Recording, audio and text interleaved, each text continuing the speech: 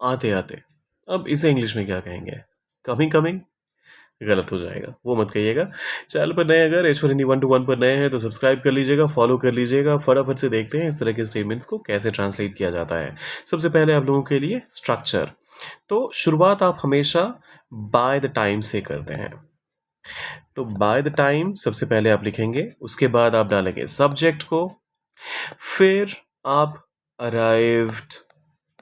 खासतौर पे जो स्टेटमेंट्स आपको यहाँ सामने दिख रहे हैं उन सारे केसेस में आप अराइव का इस्तेमाल करेंगे या फिर रीच्ड भी कह सकते हैं। सो बाय द टाइम मुझे देर हो गई तो यहाँ पर सब्जेक्ट आई है, so by the time I reached. Late हो गई मतलब देर हो गई, आई वॉज लेट। सिंपल है ना? By the time I reached I was late. अब दूसरा वाला बाय द टाइम पहले से लिखा हुआ है ही, तो उसके आगे की बात करते हैं। आते आते बारिश शुरू हो गई। अब यहाँ पर किसके आते आते बारिश शुरू हो गई? हमारे आते आते बारिश शुरू हो गई। यहाँ पर हम वी कंसिडर कर लेते हैं हमारा subject. So by the time we arrived, comma, it had started raining. It had started raining. अब यहां पर आपको लगेगा मैंने पास्ट परफेक्ट का इस्तेमाल क्यों किया है? यहां पहुंचने का काम पहले हुआ या फिर बारिश होने का काम पहले हुआ?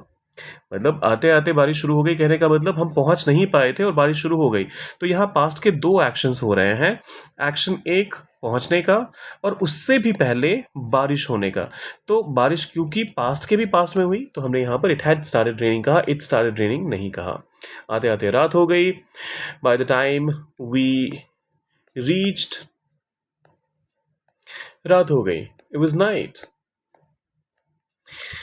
आते आते मैं थक गया। बाय द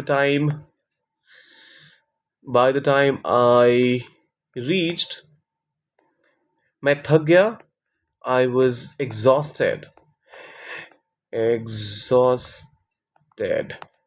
अब आखिरी वाला आपके लिए है। आते आते उसका फोन आ गया। अब इसको कैसे कहेंगे इंग्लिश में? पूरा फॉर्मूला पूरा स्ट्रक्चर आपके सामने है। कीजिए ट्रांसलेट, डाले कमेंट सेक्शन में और जाने से पहले लाइक शेयर और सब्सक्राइब करके जाइएगा। मिलते हैं जल्दी।